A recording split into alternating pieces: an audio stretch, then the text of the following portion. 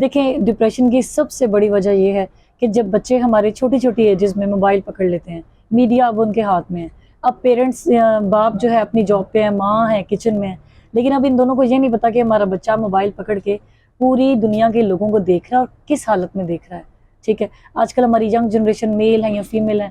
وہ nude movies دیکھ رہے ہیں، پورن ویڈیوز دیکھ رہے ہیں، اور پھر ان کے اندر یہ احساسات پیدا ہوتے ہیں کہ یار یہ چیز ہم بھی کر سکتے ہیں، لیکن وہ اگر ان کی ایکسیس میں نہیں ہوتی تو سب سے پہلی وجہ تو یہ ہوگی کہ وہ ڈپریشن میں ایسا شخص جائے گا کہ بچے پھر بنتے ہیں ڈپریشن کا شکار۔